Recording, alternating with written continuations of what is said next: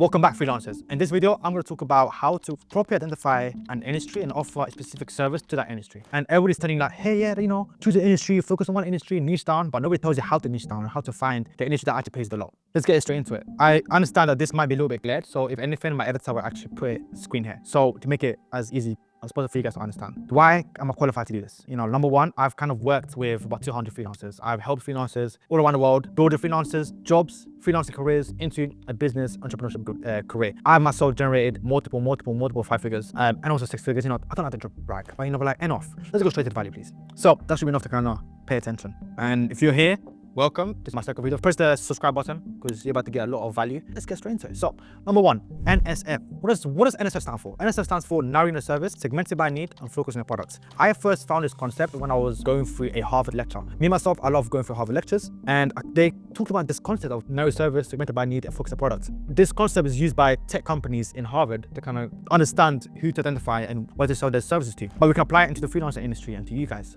because it's the same concept, the same business model. Number one, narrow your service. A lot of freelancers, they just offer the same service to absolutely everybody. Let's say, for example, you're a social media manager. That services everybody because you're low-key worried that you won't be able to get paid a lot of money. Because you feel like if I offer it to everybody, I get paid money. But I'm here to tell you that that's completely wrong. The less focused you are in an industry, the less money you make. You need to be more focused in one niche, one ideal client profile, which is ICP, ideal client profile, right? And down below, I've actually got some worksheets for you guys to kind of fill out and kind of understand it more. But we want to narrow your service. Narrowing your service, and what does that look like in real time with actionable steps? Number one, you want to be able to do your research, right? You want to target industry in which your services are needed the most or where kind of demand exceeds supply. And you do that not by kind of going to TikTok and finding inspiration on Instagram. You want to be able to actually go on Spotify, actually listen to podcasts of people in different industries talk about the services they're selling. For example, that's about 5 months ago, I wanted to offer services to tech companies, right? I myself don't run a tech company. I've never run a tech company and I don't really have an experience within the tech space as such. But that didn't stop me from creating a service and signing my first deal. My first deal was worth about 15 grand, all right? And not only was paid, about 7 grand was paid. The rest, the tech company kind of went back and forth and we kind of started working. But for me to sign that deal, it was because I just went through this like rabbit hole of, I was like, tech. Tech is still too broad. I narrowed it down. So it's like, is it insurance tech? Is it SaaS, software as a service? I niche down even more. I was like, you know what? I'll just offer YouTube. Like, I'm a YouTube creative partner for SaaS companies, all right? So I made it as specific as possible. And even that's even a little bit broad. There's so many, umbrellas under that. But me being as focused and as, trying to be as direct as possible has allowed me to close the deal. Like imagine if I said, hey guys, I offer to all tech companies. Nobody's gonna come to me. You're not being seen as an expert, right? Whereas if I said, hey guys, I work with SaaS companies that help them do X, Y, Z, I'm more likely to do. You as a freelancer, let's say for example, you are a graphic designer. What we're saying, I'm a graphic designer for industry leading brands. No, that's not gonna work. I'm sorry. I've seen that happening, that's so cringe. We're gonna be able to say, I'm a graphic designer for Series A companies who need branding or rebranding that. Quick example in my head, right? You're niche down to which companies? Series A is like a funding round for like tech companies. You want to niche down even more, and also in your offer headline, you want to be able to cover on what exactly the main outcome is. Rather than saying, hey, I'm a designer for industry leading brands, you want to say, I'm a designer for X company or X industry, helping them do desired income. You want to help them do something with desired income, right? Or outcome.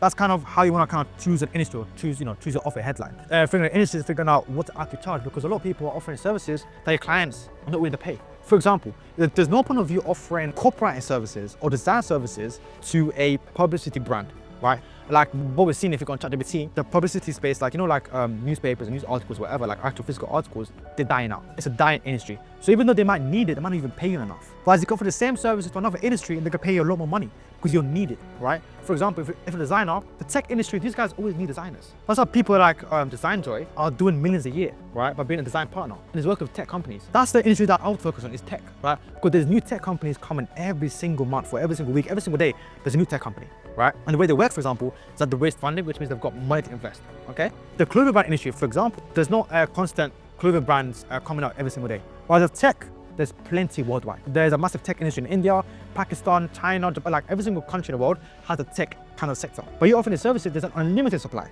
But if you niche down even properly, you can sign more clients even better and even faster. Another way that you can find out the pain points of an industry, like I said, the way pain points work, the bigger the pain point, the more money you make. We're gonna be able to kind of take your desired client or design partner or design ideal client, from the current state to desired state. right? The gap between those two things, the bigger the gap, the more money you make, right? And also the harder the solution is, you can charge a massive premium because there won't be many people who will be offering that service, right? So you also want to be able to find hard solutions. What's something that an industry really struggles with, right? Within the design industry. And the reason why I say design is to make sure that I just simplify and I just try and kind of give you guys a real life concept. You can apply the same concept to your services. I don't care where it is. So like I said, the bigger the friction there is within their current state to desired state, the more money you'll be able to charge. Please keep that in mind, and then we'll focus on segmented by need, all right? So now we've got that dialed in. Now we've got the industry dialed in. Now we've got the services dialed in. Now you understand how to research. Do you? I'm going to talk about it, yeah? So how to actually research. And this is how you research and actually get paid, all right? Researching and studying is something that not many people do. What they do, they find some random ad on Instagram, like, oh wow, like I'm gonna do this. And I'm like, and a lot of people, what they do, they see an ad of like, hey, we're targeting e-com brand owners, and then e-com this, and personal brand this. And a lot of people didn't follow the crowd, right? A lot of people, they don't research, they don't study, they don't learn the industry inside and out. So a secret hack that I've been using for the last year that's helped me sign clients in every single industry, that's helped me do this, for example, right, is Spotify. You may be wondering, Spotify? In my phone, if I show you my Spotify, right, you can only see about podcasts, about just one lo-fi music stuff. But other than that, it's just podcasts, right? And the reason why that is because Spotify is the best place to find insights about the industry you're targeting. Most people are not doing that. Most people, all they do is go on Instagram and TikTok and get the insights from there. Why? You know, why? You want to go on Spotify. And what I'll do, for example, let's say you're targeting the tech industry, right? Let's say you're targeting tech industry or SaaS companies. And let's say you are a content expert. You help other people do their content as a freelancer, all right? I would kind of listen to people, industry leaders, industry experts, talk about their experiences with content within their company, right? Rather than you kind of begging out to people like, hey, can I ask you a couple of questions? You get those direct insights from Spotify, from podcasts, from people that are actually within that industry and can help you answer your answers, answer your goal, and can help you answer every single question you got, right? And that's what I do. Every single time that I want to learn more about industry, I kind of go on YouTube. I don't watch videos that are like got millions of views. I watch videos that are really niche specific, like this from a founder who can talk about his challenges doing XYZ. I'll kind of get notes from that. And day by day, you're going to understand a pattern. You're going to get a pattern because all businesses in most industries have the same problems, right? Within content, within design, within editing, within videography, whatever it is, most businesses have the same issue. I have the same issue as you probably. You know, I probably like to get clients, okay? Every single client, every single business wants to get better at client acquisition. So I have that issue, you also have that issue, and every single person has that issue. Who doesn't want more money, okay? So by you just listening to about, let's say, 10 podcasts, for example, you dedicate about a couple hours a day, learning and researching, you start getting a pattern. Okay, cool, so this is what they think about X industry. This is what they actually need. They don't need all of this stuff. This is what they actually need, okay? So from that, you start getting a pattern, start getting like an overview of what the industry needs. Then you actually create an offer, right? You kind of create an offer, a thesis. A thesis or hypothesis is like, where do you believe the industry to go with your services? So, and after you're doing all that research and all that studying, you want to segment it by need, all right? Like I said, who actually needs your services? Who actually needs whatever you're selling, okay? Then you want to focus on the product. Focus on the product, you want to create a thesis, okay? From all that research, from all that studying, we can create a thesis. For example, I believe that tech companies require YouTube to generate more leads. It's a thesis. It may not be right, it may not be wrong, but you create a thesis, right? And then you go outside and test it. You try to sign a new client, right? Which I'm going to talk about in the next video, how to sign a new client without any case studies. So subscribe for that. Anyways, then you want to sign a new client and test your thesis and test your systems for that client in that industry, okay? So that's kind of what I'll do. Segmented by need, and narrow your service, which is the most important one. Segmented by need and focus on products. But you focus on product, would your service actually help them reach desired state, okay? If the answer is yes, well done, this got a successful business and you're gonna make lots of money. If not, if deep down you know it's not, scrap it. Start another thing.